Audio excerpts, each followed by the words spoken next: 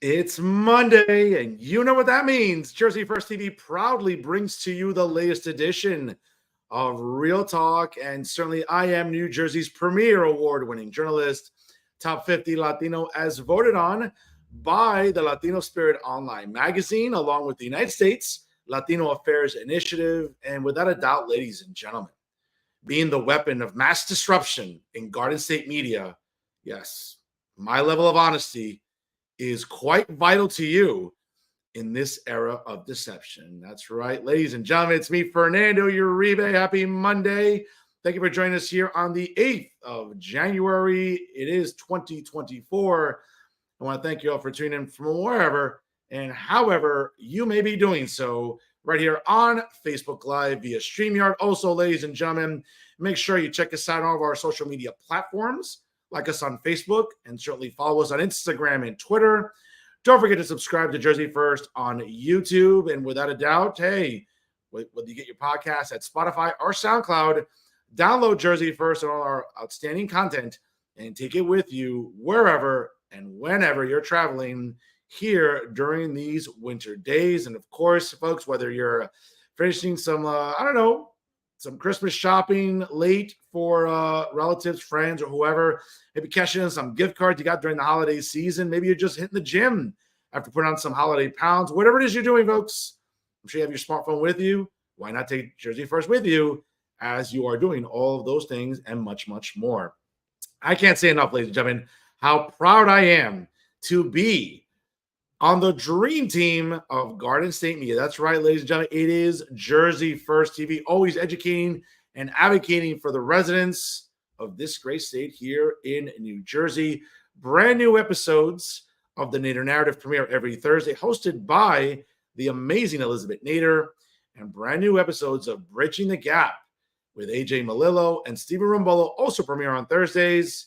And every Monday night live, whether it's at 6 p.m. or 7 p.m. Eastern time, you check out the latest edition of Real Talk right here with Jersey First TV. Folks, a lot to cover today on the program. But folks, I just want to say, how about them Cowboys? Let me have some tea right now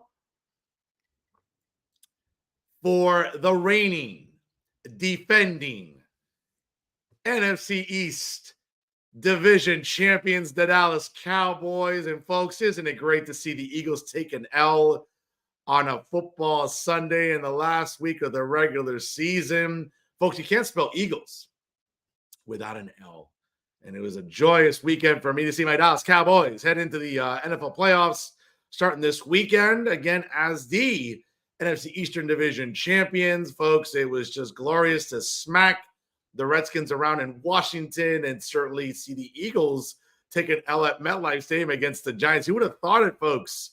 The Eagles limping into the postseason. And, kind of makes you wonder, right? Like 5-6 weeks ago, all we saw was, how the Eagles doing? Well, I'm just curious. Y'all still flying right now? Fly, Eagles, fly without a victory. Hit them high, miss them low, and watch the Eagles blow. EAGLES, losers.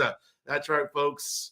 NFL playoffs right around the corner. Always nice to see the Eagles and all their insufferable fans in media and in politics and industry. You know who they are, right? All these insufferable people like Alan Steinberg, Maria Rodriguez-Greg, and all these insufferable Eagle fans that, quite frankly, folks, they do it to themselves by being as insufferable as they are. We'll talk more about that later, folks, in the show. A lot to talk about, obviously, as well. Get to brag a little bit about the great traffic in 2023 here on the program. Folks, it's all organic. As organic as the produce section at your local Trader Joe's or Whole Foods. Great traffic for 2023. Let's keep it going in 2024. Folks, you want to stick around for final thoughts? I'll have a lot to say about my favorite ladies at Jersey First TV, the ladies I love working with. And of course, I also have a lot to say about some of the toxic ladies in New Jersey politics, especially as we're talking about illegal immigration and everything going on right now. I'll have a lot to say during final thoughts. You definitely want to stick around for that one. But folks, one of the reasons this show continues to do well here every single week is because of the quality of the guests. And we're starting off the new year with a bang. Last week with New Jersey Globe editor David Wallstein. And joining me here tonight, folks, he is the, president, but as a matter of fact, the outgoing president of the New Jersey CannaBusiness Association. You can check out all the great stuff that they offer at NewJerseyCannaBusiness.com. Of course, follow them on Instagram and Twitter, and certainly like them on Facebook, folks. But he's a dear friend of mine and a big fan of the show and a fellow Rutgers alumnus. That's right, ladies and gentlemen. My good friend Edmund DeVeaux joins us here on Real Talk. Edmund, how are you, sir? I'm great, Fernando. How are you? I'm good, man. As you can see, I'm a little giddy today. I'm a little amped up here. I can't help it, brother. You know what? That makes two of us because, as you mentioned, the Eagles fell at MetLife to my Giants. And you know what? I'm almost like a Bob Uecker of all sports fans. I'm a Mets fan. I'm a Giants fan. Ooh, so my favorite song is "Wait Till Next Year." Oh, wow. Okay. Well, listen, I appreciate the humor in that one for sure. But folks, again, sharing is caring. Click that share button right now. As the outgoing president of the New Jersey CannaBusiness Association, Edmund DeVeaux joins us here on Real Talk. Now, Edmund, I know that you are outgoing right now. Obviously, there is some reorganization within the organization. But for our audience tonight that is not familiar with the New Jersey CannaBusiness Association, share a little bit about why this organization has made such great strides concerning cannabis, really in a state that I think is still lagging behind considerably when it comes to cannabis awareness and, more importantly, cannabis education. That's right. So thank you for allowing me to do that, Fernando. So the New Jersey CannaBusiness Association is, in fact, the state's first and largest trade association for the cannabis industry. It ultimately was the brainchild of one of my business partners at Trenton, Scott Rutter, former mayor, former legislator, who became a believer in cannabis several years ago. So when he came and shared the idea with the partners about 8 years ago, that this was going to be something big, that we should really do something meaningful in the cannabis space, we created the New Jersey CannaBusiness Association. I was blessed to be able to be its president right after the referendum of 2020, when the legislature somehow just could not muster the votes to create a legalization bill. It was left to the voters. The referendum passed overwhelmingly in November of 2020. In December of 2020, I stepped into the role of president, taking over for Scott Rutter, and it was an amazing time, Fernando. It was crunch time. The legislature at that point had to create a bill. It created the regulatory framework for the state. And so leading the organization, I was fortunate and had the good fortune of actually giving us the moniker of being the state's cannabis chamber of commerce. It was really moving from advocacy to really implementation of the industry. And I was blessed to have led the organization during that time. And now Scott has stepped back into the role as acting president, but we continue to represent every single aspect of the cannabis industry in New Jersey. Those are not only the license holders, but all of the professions, the lawyers, the engineers, the construction firms, all of those entities that support the industry today. What do you think contributed, Edmund, to, the first thing that comes to my mind is sort of the generational disconnect that exists with how to view cannabis all these years. And I think that, legislators, year after year, were kind of being forced by some activists or nonprofits to say, hey, do me a favor, guys, girls in Trenton, take a stand here, vote on this. And it just seemed like year after year, the votes never were there. And it's funny, for a state as blue as New Jersey, right? It's in some parts, obviously it's as blue as Windex. And for a state that's had one party rule in the legislature for over 20 years, you would think that, many Democrats in Trenton that, claim to be so, progressive and so much about, making sure they're empowering people of color, black and brown, that have been disenfranchised by antiquated drug laws, let's say specifically marijuana and cannabis. You would think that this would have been like a home run out of the park years ago. What do you think really contributed to having to take it being put on a referendum, and of all years, obviously during COVID, during that year where it was an overwhelming, I think it was 67 to 30, 3% or something to that effect. There was like an overwhelming majority of New Jerseyans voted to legalize it. But why did it take so long? Going back, I'll start with a phrase that one of my partners uses, that there are no profiles in courage when it comes to Trenton sometimes. And you look at those cutting edge issues, and it really does sometimes get difficult to move things across the finish line. When you also look at New Jersey, I appreciate the blue candor that you give the state, but there are some really conservative.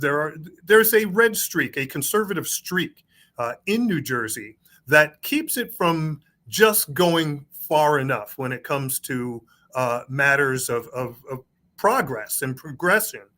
So cannabis was one of those issues. And so when it really came time to tally the votes, you're looking at senators and members of the assembly from different parts of the state that they really just could not move on the subject. And it was really interesting because when you look at the numbers of the referendum voting, only three towns in the state of New Jersey with 565 municipalities, only three could not muster a plurality. So that means that overwhelmingly, as a legislator, you would think you had the green light to move forward, to move this thing forward, but there was enough pushback. Maybe, and I'm just saying maybe, law enforcement, because it was the change of the dialogue. It was a change in the policy. It was a paradigm shift. The DARE argument, the DARE conversation was going to go away when you had people that had been preaching that for 20 years, that all drugs, including cannabis, had no benefit whatsoever. Maybe it was the pharma industry. Look at how New Jersey gets its money, right? And so when you look at some of that pushback from some of those establishments, no wonder you couldn't get the votes. No, you're absolutely right on that. And folks, again, if you just joined us right now, it's 7-11 here on the East Coast. My guest this evening is the outgoing president of the New Jersey CannaBusiness Association and a big Rutgers alumnus as well, folks. My good friend Edmund DeVeaux here joins us on Real Talk, live here on Jersey First TV. Edmund, it's interesting because I think when you look at the work that still remains, yes, a referendum was passed. The formation of the New Jersey Cannabis Regulatory Commission came into reality. Listen, can someone hook me up with that job? I mean, I think you're making over $100,000 a year. You're not working a lot of days, folks. And, so if someone can hear my words, hook this up. Trust me, I'll wear nice suits for you. I mean, I'll go to meetings. But it just seems, though, Edmund, that despite the formation of this commission, New Jersey's still lagging behind. Yes, I know the legislature addressed expungements. I know, obviously, it's addressed decriminalization. Obviously, it's addressed to some extent licenses via the commission to open dispensaries. But we're still, in a state as densely populated as New Jersey, we're still very much behind other states that have engaged in legalization, taxation, the establishment of, dispensaries collectively. And New Jersey's still way behind. At least that's what I gather from my research. Is that fair to say? It's interesting, Fernando. I think on one hand, there remains a level of frustration from people that want to be in the industry, people that are looking to invest and have invested their hard-earned money, people who have been borrowing from family members, from establishments, trying to become part of the cannabis industry. I get it. There's a level of frustration. And I would say I will lay the blame of frustration squarely on the shoulders of the fact that New Jersey is hard when it comes to real estate. Yeah. We have some of the most expensive real estate in the country, so it's going to be hard to do that. I will lay some of the frustration on that of municipalities. We're a home rule state. So even though the state has legalized cannabis, municipalities have the right to opt into the program or opt out. So when you look at the number of municipalities that have opted out, we're still not at a third yet, I believe, of municipalities that have actually opted in to provide entrepreneurs an opportunity to get into the industry. So between real estate, municipal scarcity, and capital. As long as the federal government ties the hands of banks when it comes to the industry, capital becomes very scarce as well.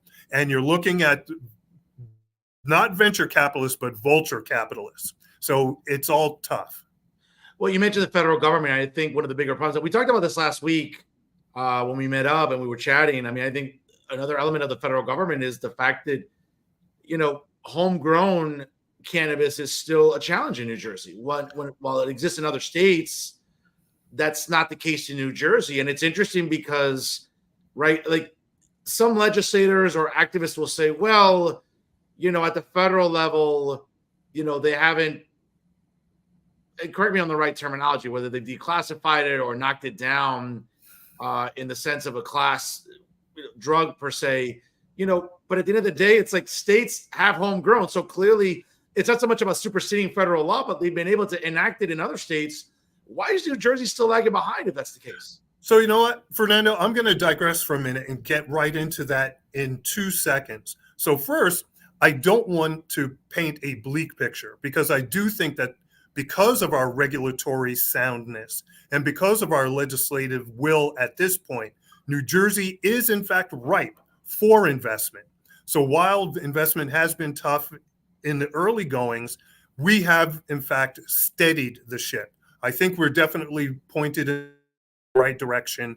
I think having the regulatory commission in place, having it given the authority that it has, I think we are in fact ripe for investment. Now, that being said, I think you do hit on a very good point, and that is, do you have true legalization when you don't have home grow?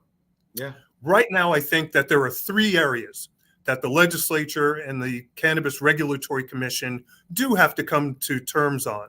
Number 1 is, in fact, home grow. You have a patient community that has been crying out for home grow, for patient needs. If nothing else, you got to do it for patients. The second area that I think that the legislature and the commission have to tackle is unregulated product. Right now, you have gas stations, smoke shops, vape shops that are pushing unregulated, untested product over the counter. These are places that are not carding young people, so you do have a potential for underage use. And so not only do you have that, but it's a health safety, it's a public safety, public health and public safety question when you look at the unregulated product and those entities that are pushing unregulated product. And then the last area that I think they have to deal with is that of psychedelics. Look, as a veteran, I know that the veteran community across the country has in fact been saying psychedelics, controlled trips, getting mushrooms into the queue is the right way to go for patients suffering with brain trauma, PTSD. And so those, at least those 3 areas are areas that they have to deal with. And I think they should do it quickly. I'm with you. And I think it's listen, as someone who's never smoked marijuana, doesn't care to, even though some people in politics and media feel that I should be smoking a bong every day just to loosen up because I'm so uptight. But it's not something that interests me. But again, as we've talked about in previous episodes, having worked in the criminal justice system for 10 years before entering academia and media collectively, like I saw firsthand how draconian and antiquated those drug laws were, especially, concerning marijuana, cannabis for Black and brown people. And, I'm not, some social justice warrior, far from it, but I saw firsthand how detrimental the drug laws were for decades. For all people, for Black, brown, white people, it didn't matter. I mean, if you, again, as someone who worked in higher education, I tell my students all the time before 2020, I'm like, if you get caught with marijuana, you could lose your financial aid, you could lose your employment, you could lose your right to vote. I mean, it's a catastrophic chain of events for something that, let's be honest, the science tells us all the time that marijuana is infinitely less harmful than alcohol or tobacco. Right? Listen, we're big NFL fans.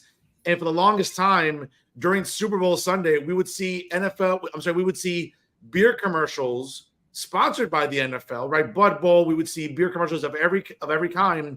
But God forbid a medical marijuana commercial was pitched to the NFL, right, in a sport that is ultimately probably the most violent on the planet, where the players themselves could benefit from medical as opposed to paying medication, which could be opioids or anything else. Like, you would think a commercial like that would be beneficial for an audience and for players that have to self-medicate. And, you know, the commissioner and the league would suspend people for marijuana usage. And now, you know, all is well. Oh, it's okay. You can smoke marijuana, but how about the tens of thousands of dollars you find players and people, again, just because of the perception of marijuana? I just think that there's still a challenge out there about how people perceive marijuana. I think there's still a stigma that's attached to it, not just in professional sports. I think in music and academia, even I think in activism, though, Edmund, do you think we can ever really get past, again, the generational disconnect, the stigma that it just, again, like I said, I don't smoke marijuana. I don't care to. But if I wanted to be relaxing at home, watching, you know, my Cowboys aggravate me like they do every year for the last 28 years, okay, come January, it would be infinitely less harmful to smoke marijuana in my living room than to finish a bottle of wine, right? Right. So, Fernando, I think two things are happening as we speak. One is great journalists like yourself. Thank you. And there's few and far between, but bringing it to the attention of the mainstream, bringing it to the attention of educated people is so important. And so I thank you for the opportunity to be able to talk about it on this level. So this is a great start. So media, telling the truth, getting out there, getting out front, and controlling some of that propaganda and mitigating the negative propaganda. The other thing that I think has to take place is in fact happening again as we speak, that there is in fact this normalization. Anecdotally speaking, when I talk to other professionals that have in fact been closeted when it came to cannabis use, they are now saying, I love the fact that I can go to a professional dispensary. I can go and I can shop and I can hear about the science of the strains. And I think, Fernando, we're on the verge of, when you go to someone's house for happy hour, you're going to see wine, you're going to see spirits, and you're going to see pre-rolls. And I think that that's where we're headed.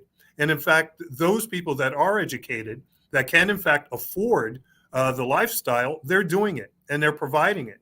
And I don't think that it's necessarily a lifestyle in terms of economics, but it's clearly a lifestyle choice in terms of how in tune are you with the realities. And so those people that are educated, that have known that cannabis is not as harmful as alcohol, that's what you're stepping into. And you're going to go to someone's home and you're going to have a choice of wine, spirits, or pre-rolls, or edibles for that matter. Yeah, that's right. Yeah, that's right. Listen, I host watch parties all the time. I'm a big pro wrestling fan. So, you know, the Royal Rumble is at my house with a bunch of my buddies. WrestleMania is at my house. So, I mean, who knows? In the future, someone's like, hey, listen, can I bring an edible since you have every bottle of liquor known to man in your house? I'm like, yeah, whatever. It doesn't matter. So it's really interesting. You know, Edmund, again, you did mention you did step down as president of the New Jersey CannaBusiness Association. By the way, folks, again, check out their website, www.newjerseycannabusiness. That's CannaBusiness.com for all the great resources by this organization. You decided to step down. You are a lobbyist. I know you're pursuing once again, sort of going into the lobbying world, as they say. How do you feel about that? I know you've never really been removed from it per se, but you are with a very reputable lobbying firm in Trenton. You're getting back into that world. What are you most excited about?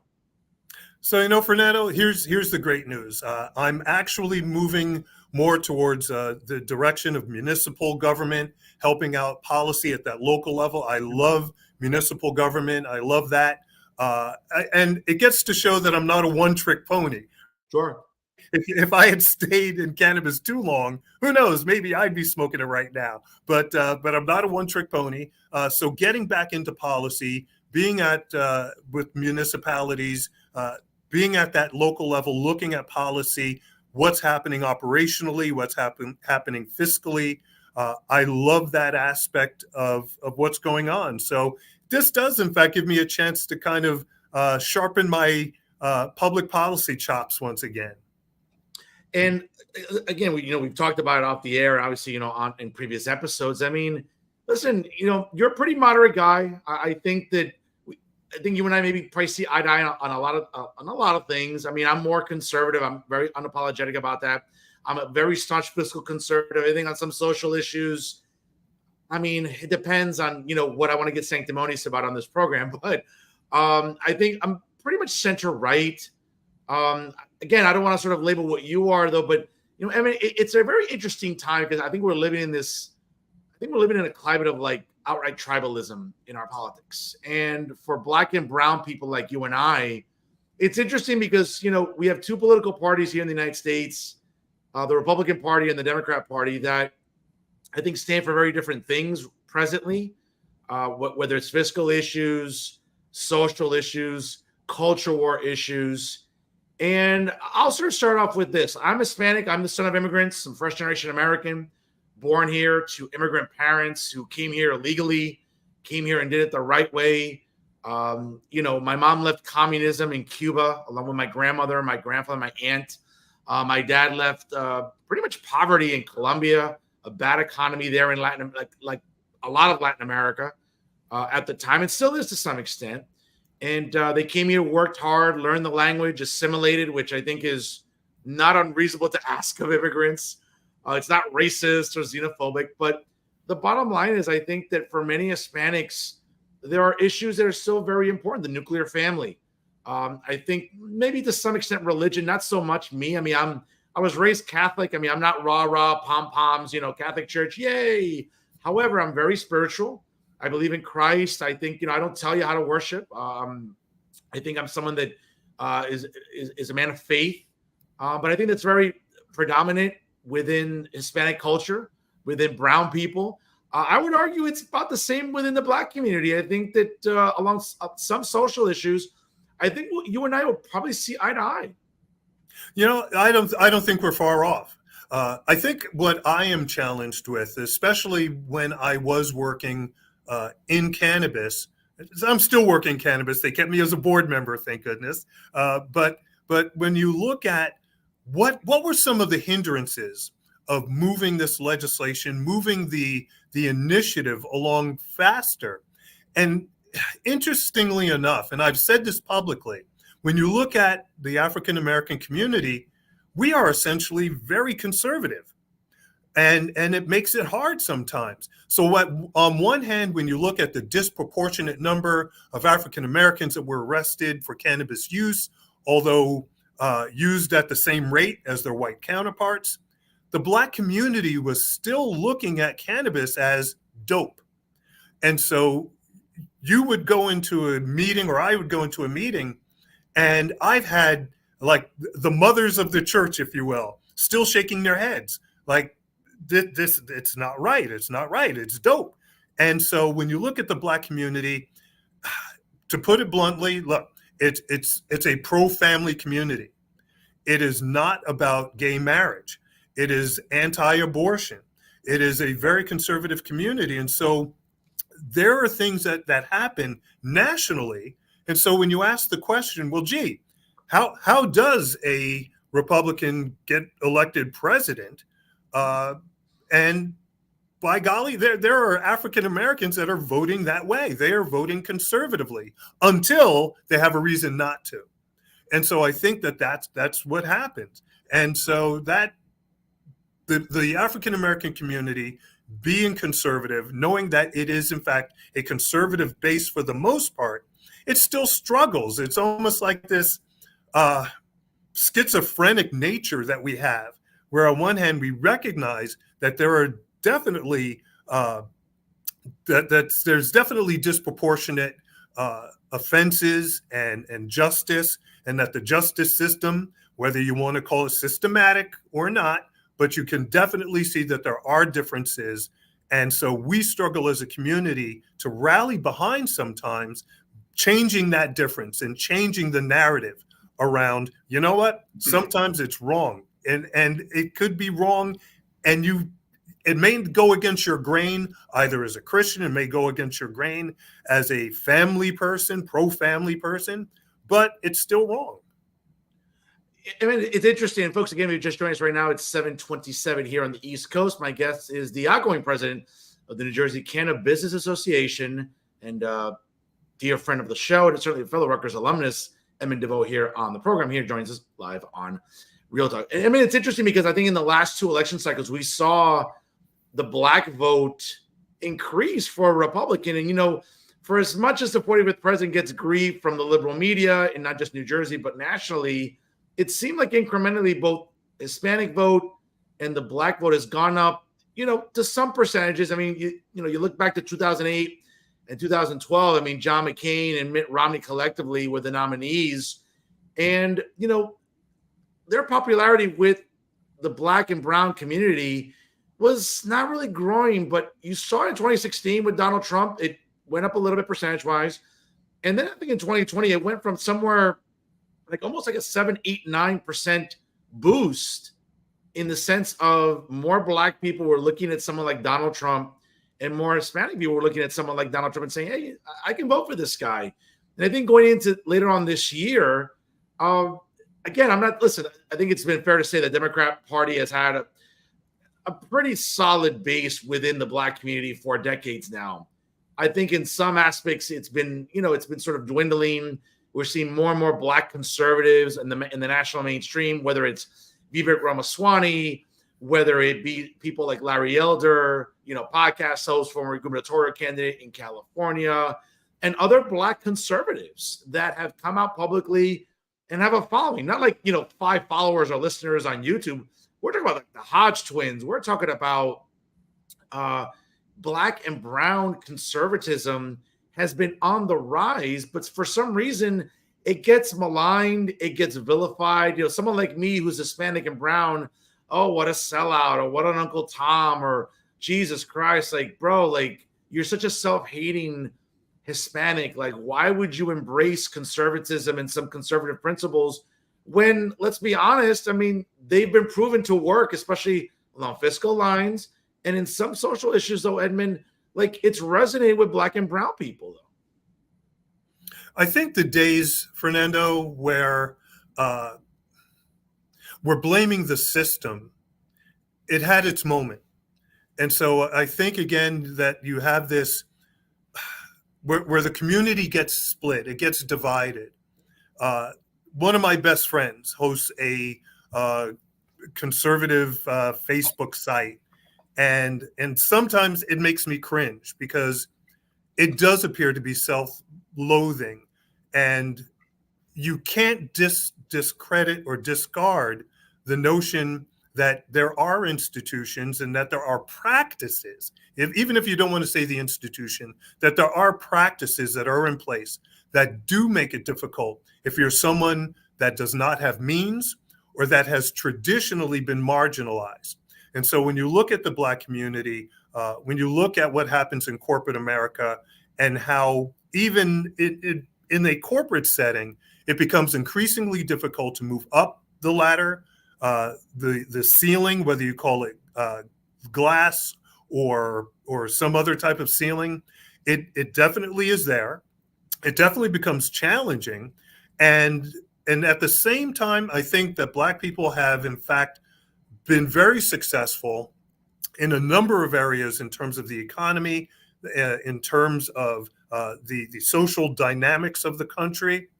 But then what's happening is that the division is getting wider, so that as more African Americans are moving into positions with college degrees, getting jobs, getting trade skills, that the wide begins to grow, the difference begins to grow as more and more communities and more families are tending to fall off of that upward mobility scale.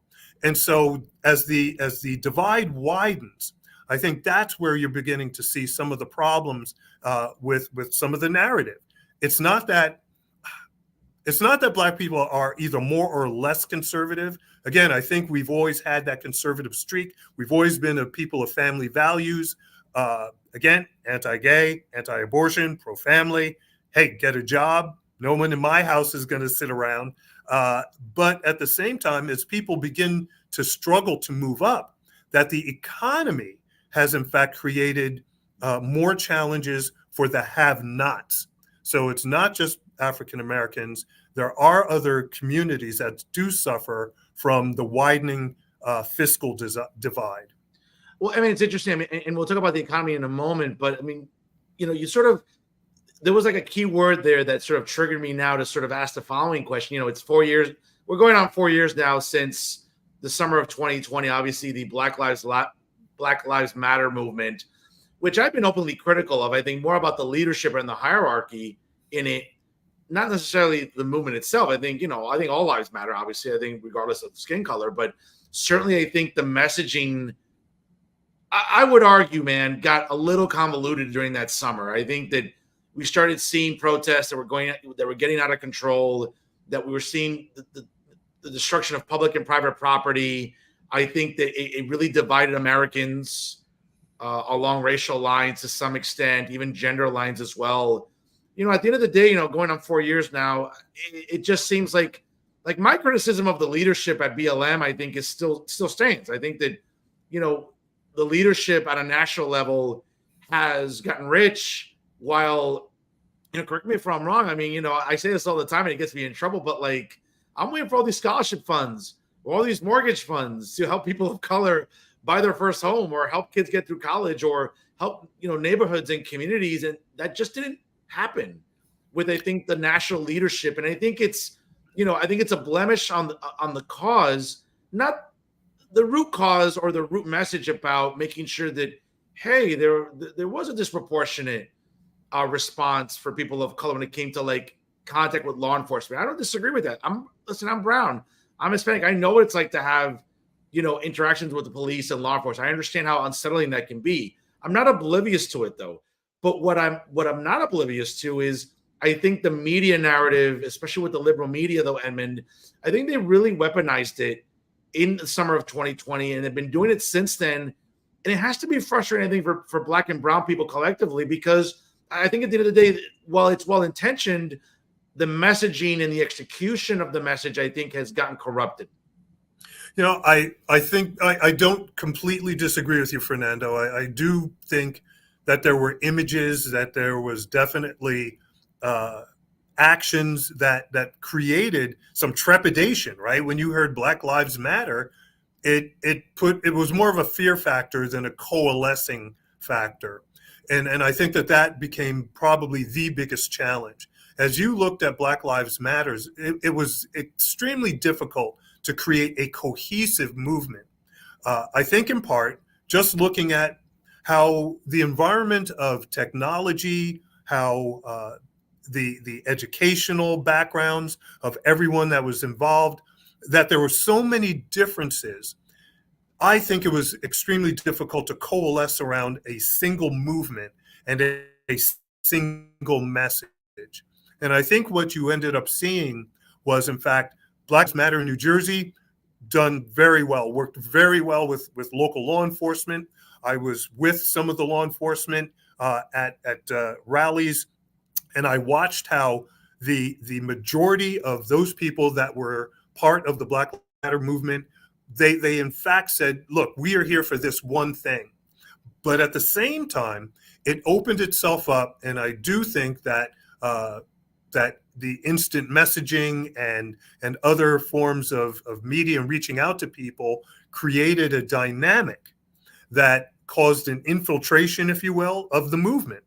And I do think that there were those people that were not about Black Lives Matter, that they were there to create havoc, and that they used the Black Lives Matter movement to kind of push their own agenda. And I think that was one of the challenges, and why one of the reasons now I don't think you really see a Black Lives Matter focused event, because what we have realized is that, look, we do need to coalesce around some other issues. We need to coalesce around economic empowerment. We need to coalesce around educational empowerment. And what are we doing in these areas? So I do think that there are aspects of the community, many of organizations I do work with that are saying, okay, we get it, Black Lives Matter. It was a rallying cry. I think, unfortunately, it was abused by some. Yeah. But then, hey, weren't all movements at some point, right? You Sure, always yeah. had somebody jump in that was really not with the cause. No, well said there. Edmund, it's 2024. It's an election year. I know it gets sort of hyperbolic every cycle, but I would argue maybe the most important election of our lifetime. I know people say that all the time, but the president is not polling well. And listen, again, I like to have fun on this show, and I get very Bill Maher / Greg Gutfeld in me when I like to go off on little rants, but Edmund, I have to, and I tell people all the time, both my friends who are conservatives, liberals, progressives, whatever.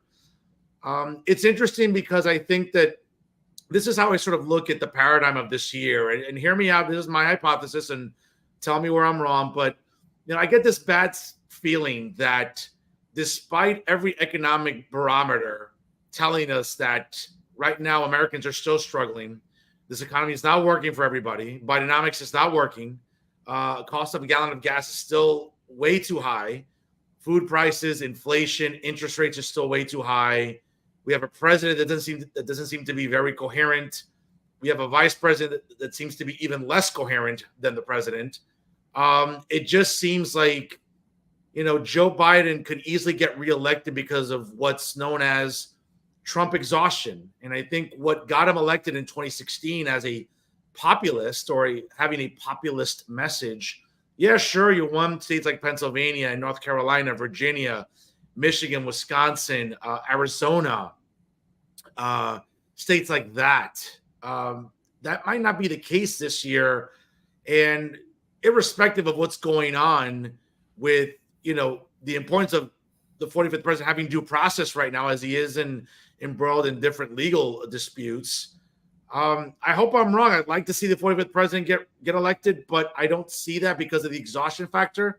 I think that's why it's even more important now for Republicans and conservatives to run good candidates, keep the House, win the Senate, and just stop the president from nominating judges. I personally, I'm an academic, I'm not an attorney, but I like these judges on the Supreme Court. I like the 6-3 constructionist majority. I like these court decisions. I like the Dobbs decision. I like the Second Amendment decision. I like the affirmative action decision, the same-sex website design decision. I like the way this court has ruled. Last thing I want to do is give Joe Biden a chance to add another justice to the Supreme Court along his party lines. I think that's the goal right now this year, because unless something catastrophic happens, I don't see the 45th president getting elected. Yeah, the polling's all great and all, and people are unhappy with Joe Biden. But you talk to people on a regular basis, though, Edmund, you might say, hey, listen, is your life really much any better with Joe Biden? People be like, no. But then there's yeah, but I just don't like Trump. And I think that emotional response, I think, is what's going to permeate in this election cycle. Where am I wrong, sir? Let's go back to how Joe Biden got elected. It was a time when he wasn't even in the race to begin with. Yeah. And what Joe Biden brought to the party and what Joe Biden brought to the country was, in fact, a sense of sanity, that there was, in fact, somebody that could, in fact, be this cohesive candidate, whether you were Republican or Democrat. There was a need to have somebody step into the role that, dare I say, palatable for everyone. And so here was a man who, look, a little bit of inside pool, was not thinking about running. The notion was, nope, I'm not going to run. And then when faced with, well, this is what could potentially happen, he did in fact run, and he won. And what was meant to happen was that he was meant to ease these fears of what was happening when you have somebody who was tweeting his life away. Some of the Twitter feeds, and it was scary. It was scary for a number of people. So that's why Joe Biden even got involved and got us to this place that we're at today. Now we're looking at a time when, sure, you're going to question his age, you're going to question his ability, but what's the alternative? And I do think that And maybe you're using the right phrase that there is this overload or this overdose on Trump. Exhaustion. Exhaustion, right? It's exhaustion. I mean, how much more can he like listen to himself, for Pete's sake? Never mind some of these very serious issues that are surrounding him, like January 6th and the fact that it was an insurrection. This was not a walking tour of the Capitol and people taking photos. When you read the excerpts of some of the Capitol police officers that had to fend for their lives, you knew what was going on. You had somebody that didn't try to turn the tide. They didn't try to crush that demonstration that turned into an insurrection. And so what are we left with as Americans? Somebody that thinks that the Civil War could have been negotiated? North. We're a great country. We're a country founded on Christian principle. We can't sell and buy and beat people. South. No, we're going to buy and sell and beat people. North. Well, let's say you give them weekends off. South. Okay, we'll do that, but we get to beat them on half days on Saturdays. Like, what the hell? You can't negotiate morality. And so here's somebody that, in fact, I would dare say has spent the majority of his life negotiating morality. And this is the state that we're in. So Joe Biden may be questionable, but might be the best way for this country to go to move forward. I mean, let me ask you this, because I know you mentioned January 6th. You know, as a conservative, I think that obviously, whether we read social media or news or podcasts, whatever, YouTube, there still seems to be this. I mean, and I'm one of those people that have that's gone on record. I've gotten vilified by some of my liberal colleagues in media, and I think that, to me, you know, I have my reservations about the 6th of January in 2021. Watching, you know, House depositions and watching hearings in the House with Capitol police officers and federal agents and everything else. And I think, listen, you know, when you hear someone who's conservative be like, well, I understand that people are outraged about January 6th, but, and again, I understand that sometimes people try to draw the equivalencies. Well, you know, a lot of people on the left weren't upset about cities being burned to the ground all across the country for an entire summer and fall, and the liberal media enabled it. The liberal media kind of stood idly by and be like, well, this isn't, you know, that bad. Or, you know, when Antifa or, let's say, BLM protesters were, you know, on the White House lawn trying to break down barricades and trying to be disruptive, I think some conservatives are like, well, you know, you want me to care about January 6th? Well, when you are as equally outraged about what happened in the summer and fall of 2020, you know, I live up here in Hudson County. I have plenty of friends that live, for example, in Manhattan. I know police officers in New York City that were attacked, that Molotov cocktails were thrown at police vans. I know people personally that were hurt by this. And, you know, a city like New York that, you know, lawlessness seems to be pervasive, and people weren't being arrested for this blatant looting and robbing and destruction of property. I think some conservatives were like, well, I get it. You're upset about the 6th of January, but where were you? Not you, I mean, it's generically, but where were you all pissed off about what happened with federal, private, and public buildings being burned to the ground? And not a peep. I think sometimes it gets weaponized by both sides. And I think that some people, I think, are never going to agree about how they view the 6th of January in 2021 and how they view the summer and fall of 2020, when there was destruction going all around, I think, on both sides. But I think people are never going to come to the middle on it. No, Fernando. And so here's what Ed DeVeaux thinks. Sure. I'm a Republican fan from the John McCain, Tom Kean Sr. days. That I'm a fan of that Republican Party. I'm a fan of the Democratic Party, of Bill Bradley and Bill Bradley. I'll leave it there, right? But number 24, great New York, one of the greatest New York Knicks. I would right. Right. So I'm a Jim Florio fan. I'm a fan of Bill Bradley, Jim Florio. Jim Florio was a brave guy. He served his country. He did what he needed to do. Honest as his day was long. And so I'm a fan of those two parties. And what's happened is You have one party that has yet to denounce some of the racist rhetoric that's taken place. And on the other hand, you have a party that has yet to say, look, we've got to come to the table and we need sound policy around immigration. This is not about blaming. We need sound policy. And so, again, I'm a fan of the John McCain, Tom Kean Sr., Bill Bradley, Jim Florio, Democrats, Republicans. That's what I'm a fan of. And I think what we have lost along the way is the ability to, number one, be civil. Civility has gone out the door. Whether it was cliche or you just didn't like it, but steaks and cigars in DC at a steakhouse or in Trenton, where the two party leader sat down and hashed it out, those days are gone and probably never to be seen again. But there was something to be said for the ability for leadership to come together. Even though you may not agree across the board, there was a way to compromise. Compromise was not a dirty word. And so what we lack today is the civility, the inability to compromise. And so as long as the extremists on both sides control the microphone, it makes it harder to get to the middle. No, absolutely. You're absolutely right on that. Folks, it's 7:49 here on the East Coast. We're wrapping up shortly here with my guest tonight, the outgoing president of the New Jersey CannaBusiness Association, Edmund DeVeaux, here on Real Talk.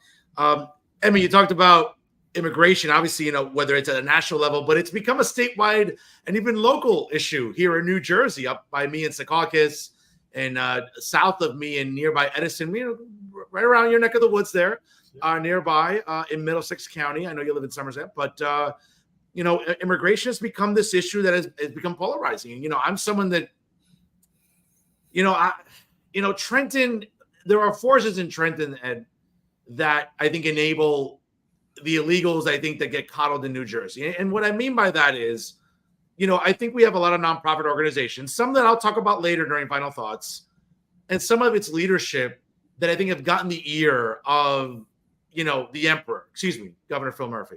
And at some point in the past, former state Senate President Steve Sweeney, certainly now Senate President Nicholas Scutari, and Assembly Speaker Craig Coughlin, where, states like to say they're a sanctuary state or a sanctuary city and they're blue and then, we're welcoming and all that. But little by little, I think that what you're seeing, whether it's the mayor of Edison, Sam Joshi, whether it's been Jersey City Councilman Richard Bargiano, I think whether people identify as Democrats or progressive or blue or liberal or whatever, centrist, I think what a lot of people are saying out loud is what a lot of us are thinking. I'm not afraid to say it. I'm not shy about saying it. I think we coddle illegals in New Jersey.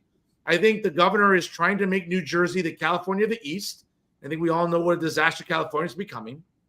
I think that now immigration and a broken immigration system, a border crisis. And again, I was going to talk about this later, but here's some stats for our audience tonight, and also for you, Ed, that this boggles the mind. So in fiscal year 2020, the national fentanyl seizures by the Border Patrol, right, and ICE were about approximately 4,800 pounds in fiscal year 2020.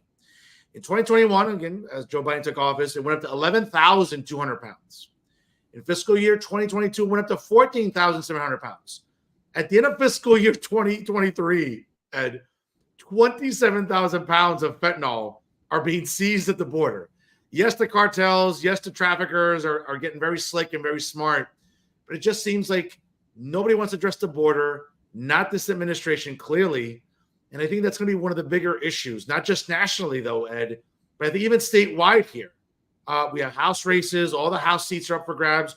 We have a Senate seat up for grabs that I think is going to be in play possibly, where maybe in the past it wasn't. I think this issue about immigration is just, it's getting to a point, though, Ed, where I think conservatives like me say this out loud, but now when we're hearing Democrats and mayors and activists and municipal people come out and say, listen, we can't afford this. We can't keep coddling illegal immigrants in New Jersey like we do, yeah, sort of like our organizations, they have a party in their pants in Trenton, but it's not sustainable though, Ed. And I think that at some point, it's just like that kettle is going to overflow and it's just going to explode with boiling water. Where do you think we're at right now, man? I'll go back a little bit, Fernando, and I'm going to date myself with this one. I remember in the 70s when Cheech and Chong first hit the scene. Oh my God, yeah. Wasn't that one of their running jokes, one of their running sight gags or gags?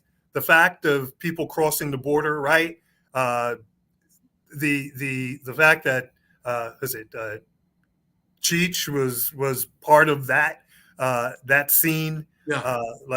And so this problem goes back, I'll say for me, until the 70s when it was a gag. It was basically a fodder for sitcom. Yeah, illegal immigration, right? So the 70s, we were aware of it. Every single leader has punted the problem to the next administration. We have not addressed this in 50 years. Yeah, to be fair. Yeah. And so now, all of a sudden, we have reached the tipping point. And so, Fernando, I think what's interesting about what you shared is this. Fentanyl seized, but yet you have a governor in Texas who's pushing people further into the interior of the country. So if these people are in fact the rapists and murderers that we were so afraid of and we were dog whistling as rapists and murderers 8 years ago, why are we moving them further into the interior of the country? So I think what's happening is we've created this dynamic where we know it's a problem, but you can't demonize the women and children. You can't demonize people that are seriously seeking asylum. And that this is not just about people from Mexico and Central America. It's not just about people from the Caribbean. Today's news articles are talking about people from China that are finding ways to try and cross the border. We have a border to the north in Canada, which you have other nationalities and other types of people with other circumstances that are trying to enter this country without focusing on a coherent, cohesive plan to address immigration. The little piece of wall that was built is not the answer. Somehow dealing with the women, the children, the jobs, the economics, the crime in other countries has got to be dealt with. And it's got to be a bipartisan approach. There's got to be a plan because we can't keep blaming people and yet at the same time creating a circumstance where you're forcing Americans to come at one another over a situation that they were not responsible for. I look at Manhattan every day. I live right across from it, and I see what's going on in New York City. And it's funny about, whether it's Eric Adams or other mayors that will say, well, we're a sanctuary city, we're a welcoming city. Sometimes it's almost like, the bill's coming due, right? And you want to come with the rhetoric and the narrative, and now you can't afford it. And now you're looking at Washington saying, well, help. Okay, I get all that, but to your point, yeah, it's been punted. It's been, the can has been kicked down the road for decades. And I just think that, whether it be at the national level, at the state level, it's going to become a municipal issue as well. I mean, we're seeing nearby in Hoboken, Jersey City, what's going to happen up here in Edison. I know the mayor got a lot of flack online. And, and he's a staunch Democrat. And I think many progressives and, the usual virtue signaling activists were all like, well, here's a guy who's Indian and the son of immigrants, and how tone deaf is he, and what a hypocrite.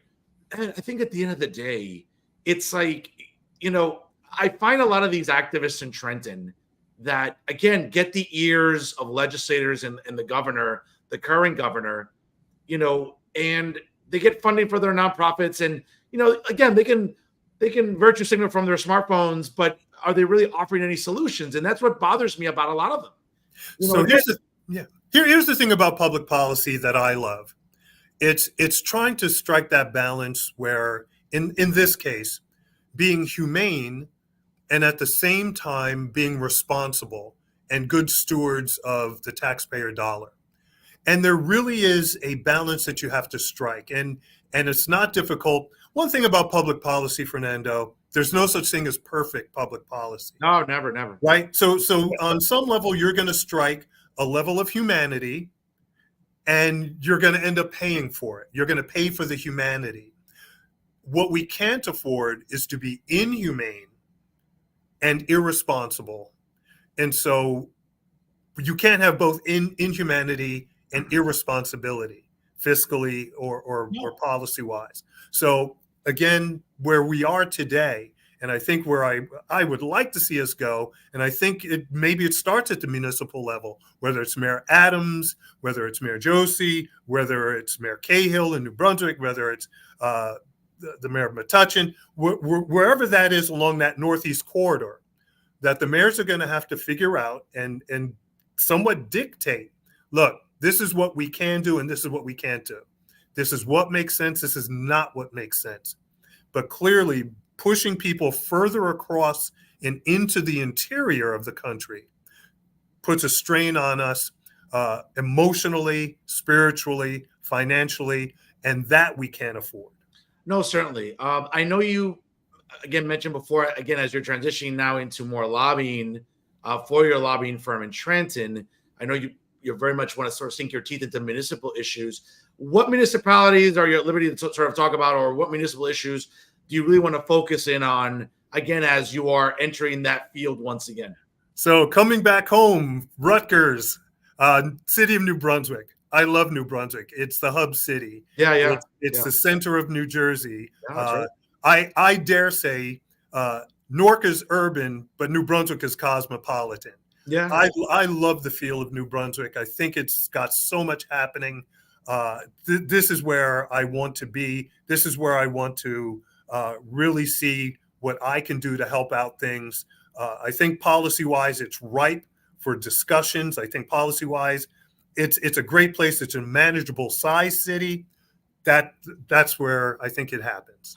And sort of a shout out to my good friend Charlie Cradaville. He's like the editor of New Brunswick Today.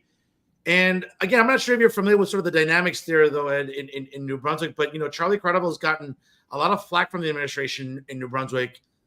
He's been very vocal at council meetings in New Brunswick. He's tried running for mayor.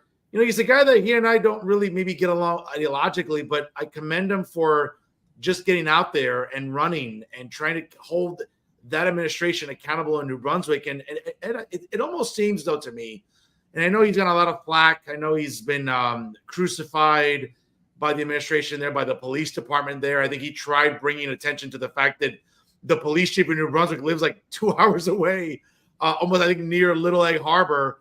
And he's got a lot of flack. So I'm not sure if you're familiar with that dynamic in New Brunswick, but it seems like he's been raising a lot of hell about an administration in New Brunswick that's been there for almost decades. And it seems like, again, and I'm a diehard Rutgers alum, loved living in New Brunswick. It's changed a lot. I mean, I was just there last summer when the Latino Spirit had their gala for the Top Latino Awards, which I was fortunate enough to win last year. And I went to the State Theater. And as I'm driving into New Brunswick on Route 18, I didn't recognize a lot of George Street. I didn't recognize a lot of Easton Avenue. I'm like, all the development, all of the, again, whether it's, condos that are now serving as dorms for Rutgers students, or just in general, New Brunswick's changed a lot, but there's still a lot of bad about New Brunswick. And it breaks my heart because it seems like that administration's been there for way too long. And it's not really working for everybody, though. Ed, are you hearing the same things, or because I know I'm not imagining this? It's interesting. I think what New Brunswick is experiencing is what any urban center is experiencing in terms of challenges. It's the migrant population. It's the economics. It's are there jobs around? Are the companies downsizing where people once used to work? Remember how Ford had a huge plant nearby and people could go there and work. The very economics of the city have changed. It is a service-oriented economy. So all of those changes have taken, and it's affecting generations. When it comes to Charlie, I just say this. I wish everyone would exercise their citizenship. I speak to high school students, I speak to college students, and I ask the classes that I speak with, how many of you have ever been to a council meeting in your hometown? Goose eggs. Yeah. People don't exercise their civic rights and their civic duties. So look, in as much as anybody exercises their civic duties, their civic rights, their civil rights, look, that's what we are here for. That's why we exist. That's the reason why we have society and not chaos. Well said there. Edmund, before I let you go, man, it's always a joy to talk to you. Folks, it's 8 o'clock here on the East Coast, man. We've been gone almost 60 minutes here on the show, but it just time flies when you have wonderful guests, and that's the case tonight here with the outgoing president of the New Jersey CannaBusiness Association, Edmund DeVeaux, joining us here. Ed, once again, listen, I appreciate your faith in the program. I appreciate you being a fan of the show. I know not everybody is, but the traffic says otherwise, especially to a lot of my liberal colleagues in the media here in New Jersey. But I really appreciate your trust and faith in this program and in Jersey First TV and all of our programming. So I'm thankful to you. I always look forward to our conversations. They're illuminating, they're educational and informative. I just want to thank you from the bottom of my heart for believing in this show and my brand. I'll give you the last word. Thank you so much, Fernando. My pleasure. Happy New Year. And I think working together is better than working apart. Beautifully said there, folks. He's the outgoing president of the New Jersey CannaBusiness Association. You can check it out at newjerseycannabusiness.com. Wonderful resources there. Again, shout out to the acting president, Scott Rutter. Hopefully, listen, do me a favor. Can you give him my number? I want to talk to him again.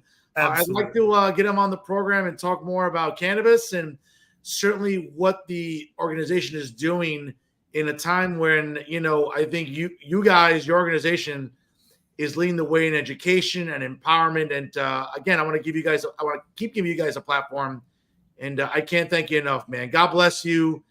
Stay healthy and well. And I know you like coming up to visit up here. You like the skyline view that I'm spoiled with every day. We got to grab a beer or a cigar.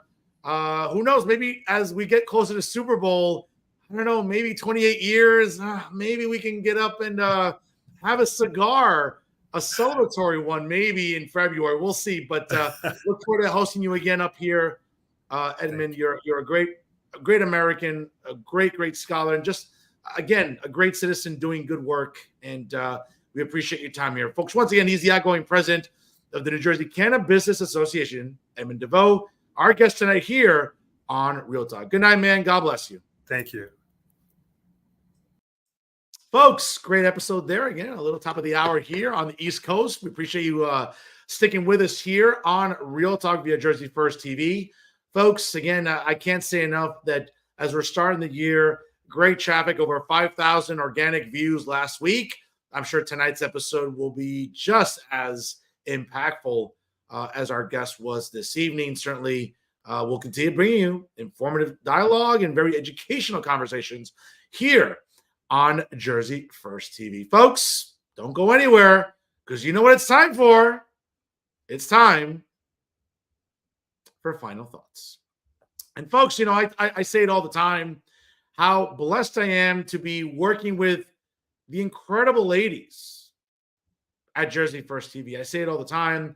And of course, over the holiday season, SaveJersey.com, its editor, Matt Rooney, certainly its contributor, Erica Jeniak, produced the right women to watch in 2024. And coincidentally, some of my favorite ladies from Jersey First TV made that list there. Of course, Marcella Grossman, certainly Ashley Smith, the executive director of Jersey First, as well as Elizabeth Nader, the host of the Nader Narrative on Thursdays. But folks, I cannot say enough about my boss, the president and CEO of Jersey First, and that's Rosemary Becky. And folks, it's a privilege to collaborate and work with these four ladies, especially Rosemary Becky. And folks, I'll tell you a little bit, it's real quick here. It's story time with Fernando Uribe, baby, as they say. And I cannot thank Rosemary enough as we begin year 3 here on Jersey First.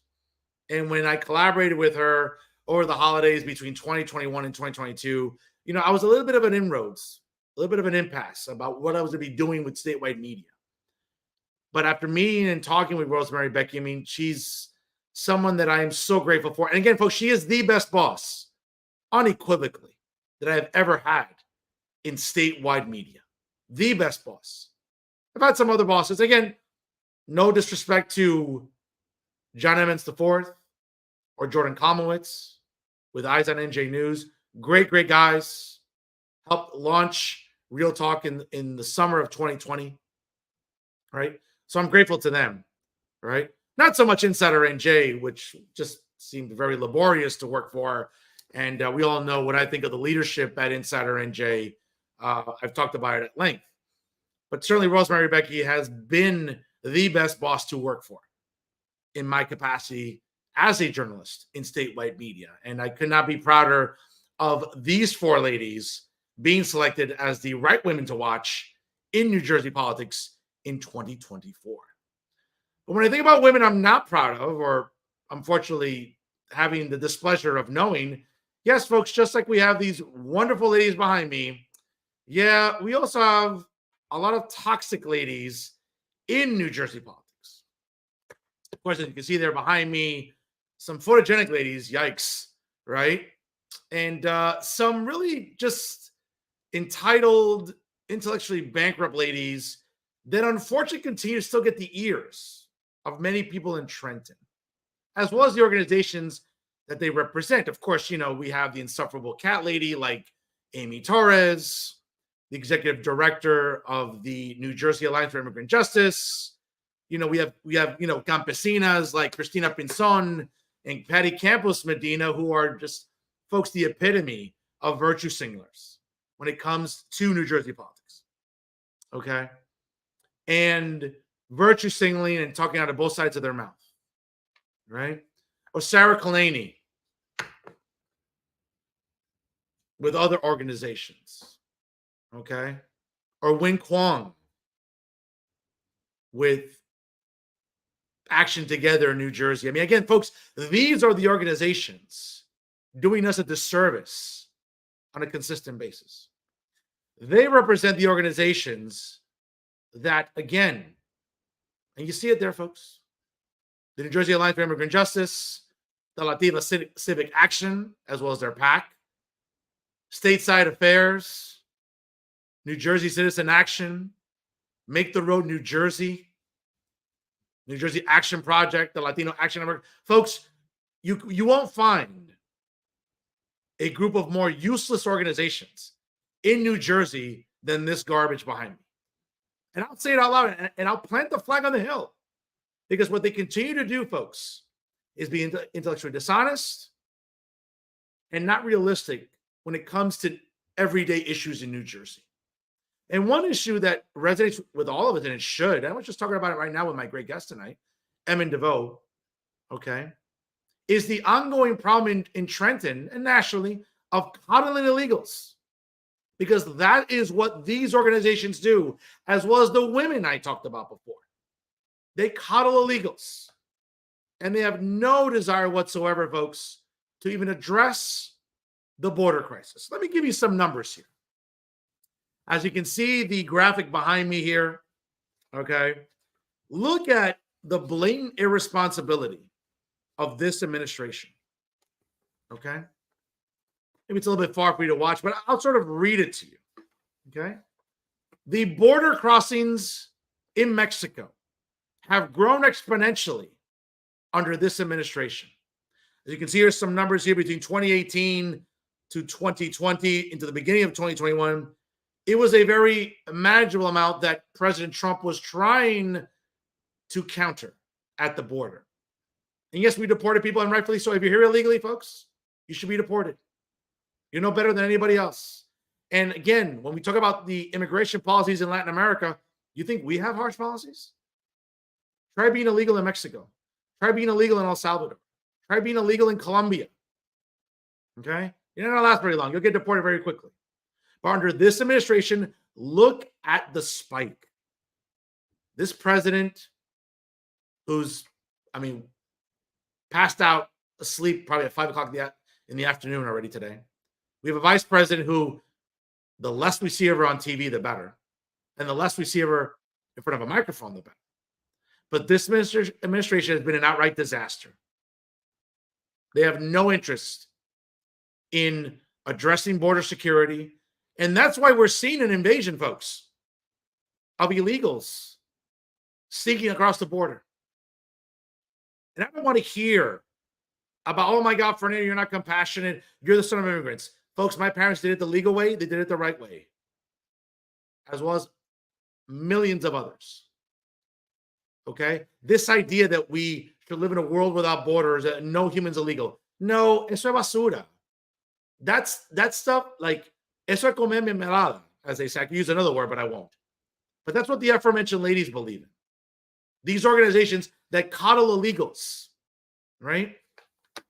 Folks, we're looking at illegal border crossings, okay? And look at the staunch difference between President Trump and President Biden.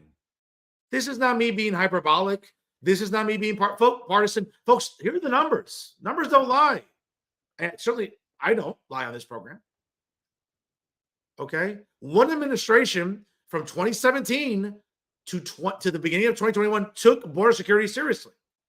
This administration doesn't. The numbers are there. Look at the egregious amounts of illegals. Folks, it's an invasion. Okay, so when you see buses flooding into Secaucus, New Jersey, or Edison, or anywhere else with these invaders, because folks, this is what happens. Okay, we're not prepared to engage in this sort of invasion. Okay, we're seeing it with illegals in the way that they have just permeated into our communities. Classroom sizes for our overworked teachers are becoming insurmountable. Exhausting social services. Why? Because we have to coddle illegals, right? Think of what's going on in California, folks, where the pretty boy governor, Gavin Newsom, is now said, as of January 1st, 2024, all illegals will now receive health insurance. Folks, there are veterans, there are seniors, there are Americans, citizens that don't have health care. But you talk to Amy Torres, who lives in her bougie little apartment in downtown Jersey City with her 5 cats on her smartphone, talking about, oh, we need to do something. Amy, take your sorry ass to Secaucus and bring blankets and food if you're so interested. Go to New York City. I know it's hard because, you know, you'll have to like not take that extra trip to Starbucks for the extra cappuccino, right? None of these people are serious, folks, when it comes to addressing border security and sovereignty, because that's written into our Constitution. See, folks, the problem is clowns like Amy Torres, Patty Campos Medina, Christina Pinzon, Winka Young, and Sarah Kalani, and all the rest of, you know, the Mickey Mouse Club in New Jersey politics and activism aren't remotely serious about addressing these issues. They're not. They want to get on camera and talk about, you know, Latino issues and issues for Latinas. That's all well and good. Get your TV time. But folks, these are serious topics that require serious conversations and they require serious people. None of the aforementioned are serious people. They're just not. Okay? And speaking of serious people, okay, folks, we look at these organizations that get funding from Trenton, that have the little parties, have the little mixers. None of those women that run these organizations are remotely serious about addressing border security or preserving sovereignty. They're just not. They're just not.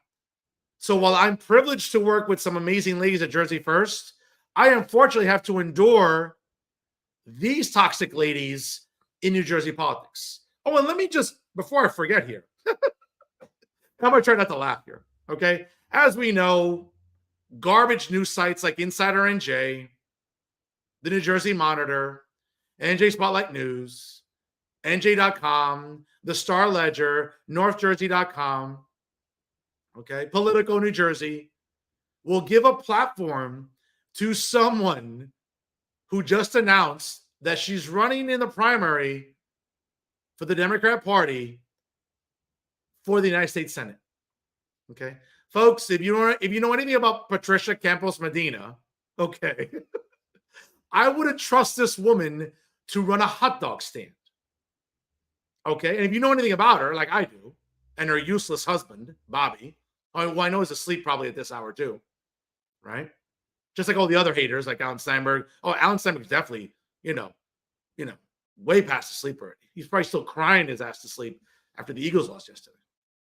Okay, someone please tell me what qualifications Patty Campos Medina has to be a United States Senator. Okay, never mind the fact that, again, we have to endure the monarchy of the Queen, Tammy Murphy, and the Emperor, Phil Murphy, literally trying to buy his wife a Senate seat. Okay, what qualifications does Patty Campos Medina have to run for elected government? I wouldn't trust this woman to program a coffee maker in my kitchen. Okay, but somehow she thinks she's electable. Folks, she's about as electable as Eagle fans are likable. But not just Patty Campos Medina, but all the aforementioned clowns in New Jersey activism. These women are not remotely serious about addressing illegal immigration. They'd rather coddle illegals than address illegal immigration. That should tell you everything you need to know about how intellectually bankrupt they are. And when you have organizations like the New Jersey Working Families Party, and again, the Latino Action Network, Make the Road New Jersey, the New Jersey Alliance for Immigrant Justice, and all of these Mickey Mouse organizations, they're not serious. As I said before, these are serious times. They require serious conversations about serious topics, and most importantly, they require serious people. Ladies and gentlemen, these toxic women behind me, they're not serious people. They never have been, and they certainly never will be. God help us, folks, because unfortunately, it's these useless women that get the ears of a lot of people in Trenton. I'm proud to speak out against them because I'm pretty well insulated. And by the way, ladies, none of you are going to cancel me anytime soon. So, ¿tú sabes qué? Tú quieres tratar, yo estoy aquí. Pero yo voy a seguir jodiendo porque yo puedo joder. Y me gusta joder.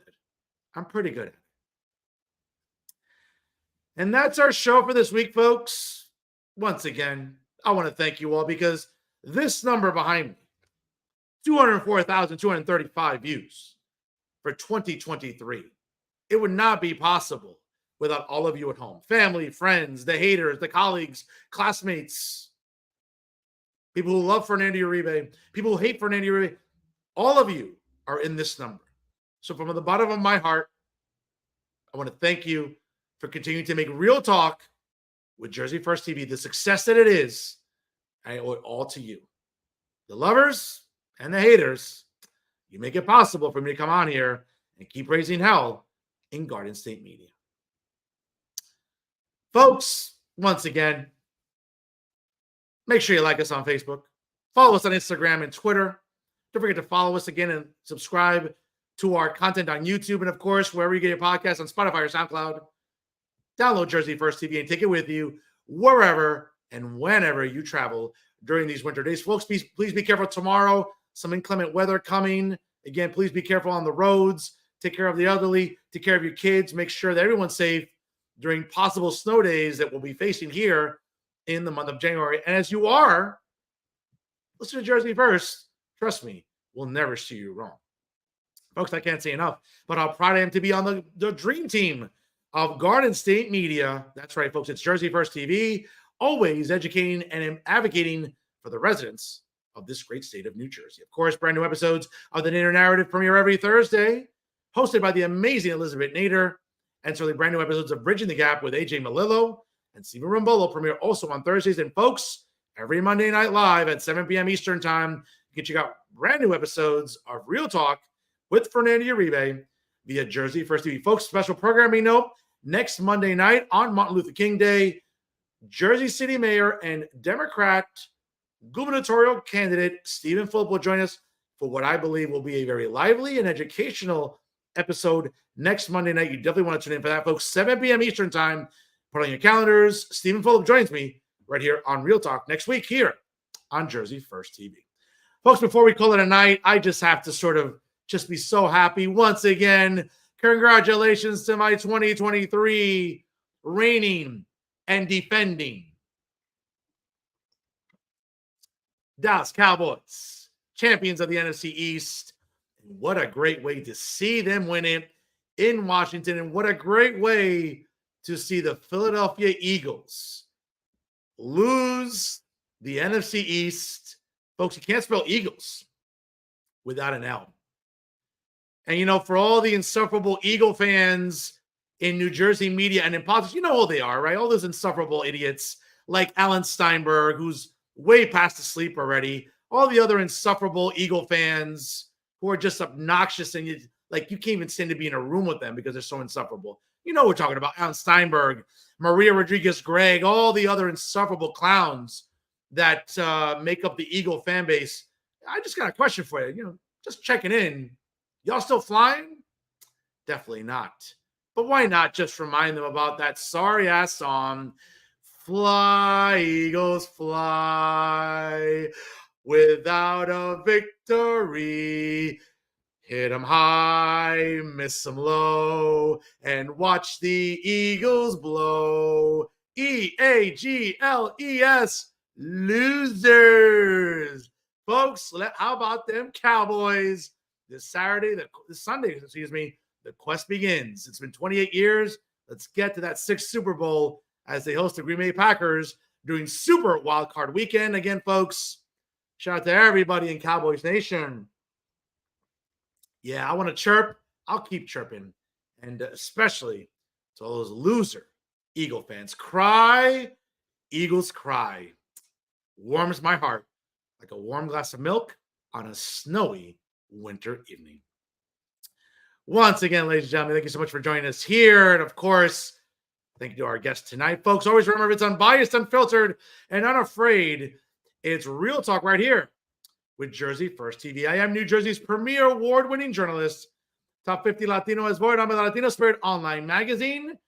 Ladies and gentlemen, I'll continue being the weapon of mass disruption in Garden State media because my level of honesty is necessary for you in this era of deception. I'm Fernando, Uribe, folks. Let's go Cowboys. I'll see you next Monday night as Jersey City Mayor Stephen Phillip joins us live on Real Talk right here with Jersey First TV. And thanks for stopping by.